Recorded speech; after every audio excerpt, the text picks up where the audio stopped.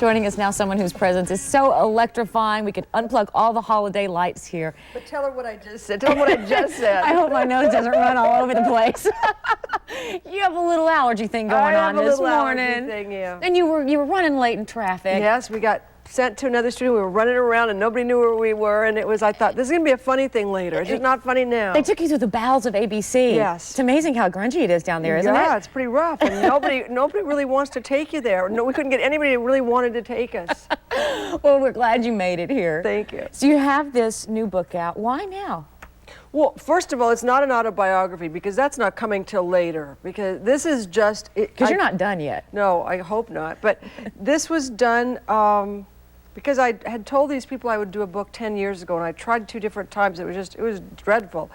And then I had this idea to do first-time experiences so I could pick out ones that I wanted to and not talk about ones that I wanted to wait till later. But it's a way of understanding how I got to be this way, you know, how I got to be myself, and really funny things that you wouldn't know, and some really strange or sad things that you wouldn't know. I think that it also shows, I think it's good for people to know how rocky things were for you, so that they know that no matter how glossy you look, I mean, of course, everybody knows I'm constantly screwing up, but no matter how glossy you look, that there were things in your life that were really difficult that you overcome to become the person that you are. What were your big firsts? Oh, well, I mean, I had millions of big firsts, but, you know, I came from a family that was really, you know, we didn't have very much, you know. I have one story in there that my mother still hates this story. It really haunts her, but it was the last day of school and we were supposed to be, you know, all dressed up, and my mom didn't have very much money. I think she only had $4 for new shoes. And so I got these awful, like, men's horrible tan and brown, those kind of old man sandal shoes, really awful, you know. And I had to wear those to school. I remember crying, and I said, even the poorest girl in school looked better than me. You know, it was like one of those things, but it's what makes you who you are and how you go from, you know, I remember once, I mean, there are hysterical things in it too. I don't even know why all the bad things are coming up, but it just goes to show who you are and how how when you were little, everything came together to make who you are today. Everything has a reason. Yeah. Because you were struggling and wanted to go be an actress, you move out to Hollywood when you were 16 years old. No, I actually lived there. You were in Encino or whatever. Yeah. But so you move in with Sonny. How old were you? 16. 16 I years lied old. to him, of course. And you had this platonic relationship for in the beginning, for the longest time. Do you talk about him in the book? Yeah, I do. I talk a lot about him. I didn't realize, I mean, the book was written for the most part, I mean, it was almost completed when he died, and so I went back and put the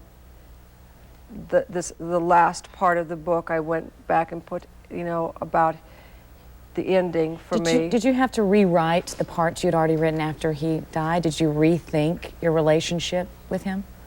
No, well, I mean, I actually went back and rewrote the entire book the last 3 weeks, because when I looked at it, it needed to be hand done. I had talked to this man, but it needed to be hand done. Something about when your mind sends a message to your hand, and so it really sounded like me, because it didn't sound enough like me.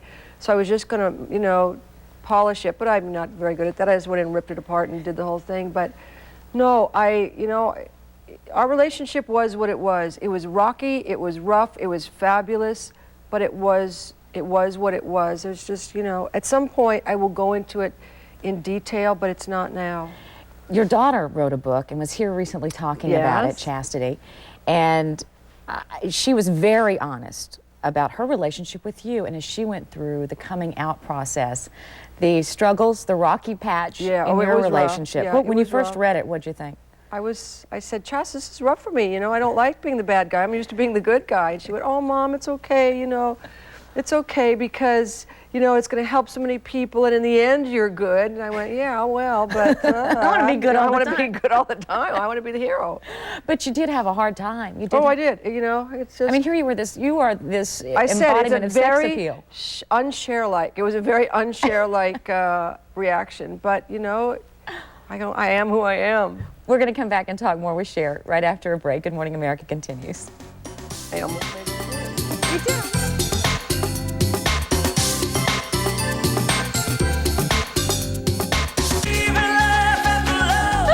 I was telling Cher, I was seeing Luciano Pavarotti doing this La Boheme thing the other day at this gala anniversary concert with my girlfriend, and I kept going, she's golfing so much. Character in Moonstruck. We were talking to the break about the allergies and the sinuses. A few years ago, you disappeared because of chronic fatigue syndrome. Epstein-Barr is what I actually had, and then it was just a mess. I mean, it just was a horrible mess. I was sick constantly. I was sick once a month. Like I'd get 3 or 4 weeks and then I'd be sick. And then finally I got pneumonia and I went to see this specialist, and he was a regular doctor, but he was also homeopathic and natural medicine. And that's really how I got over it, you know, because everyone said, you know, it's in your mind, we don't know if we believe in it, we don't know what it is, we don't know how to treat it. It's a virus, you know, go, get out of here, have a good life. And it's really, you found the answer. Yeah, Dr. Kalsa. Yeah, he just, like, I don't go any place now without my echinacea golden seal and my ossococcycilium or whatever those little beads are that you get at the thing. You look fabulous and you say you feel great. You're 52 now. Yeah. And you say you hate the 50s. Well, I think, no, the 50s sucked is what I actually said. I said, you know, it's like, I've been rich, I've been poor, rich is better, I've been 40, I've been 50, 40 is better, you know? I mean, I don't know anything more than I did before, you know? So as far as I can see, there's like, you know, there's no benefit. Why does it matter? Well, because you look wonderful. It wouldn't matter as much if it didn't matter. Do you know what I mean? Yeah. It does. If it didn't matter in my business, if it didn't matter in America, if it didn't matter to people, it wouldn't matter that much to me. But you know, there's not a lot of 52-year-old women, you know, on the pop charts. There's not a lot of 52-year-old women, you know, in the movies. And when guys your age or older start playing opposite girls that are young enough to be their daughters, it kind of just jumps over you. You have to kind of wait till you get to that kind of Anne Bancroft, Vanessa Redgrave kind of period. Would you ever want to look in the mirror and see yourself age?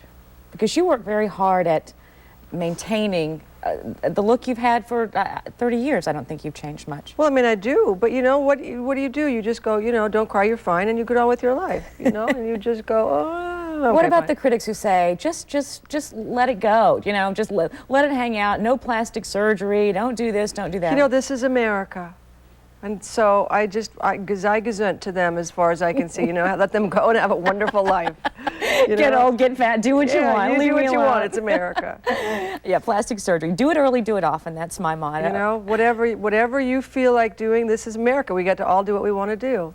How do you feel right now, this new success? This is, Oh, it's great. That's a good thing. It's huge. You're the, #1 on the Billboard dance charts right now? I mean, but I've been #1 in Europe for 7 weeks.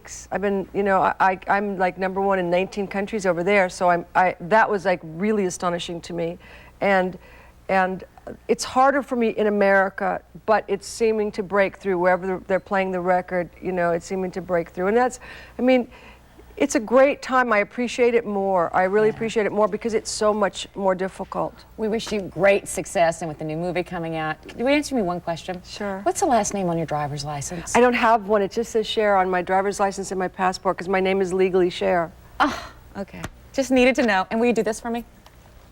I love that. Cher, thanks so much. You're welcome. Next, we'll be back with Cindy Crawford after this. Thank you.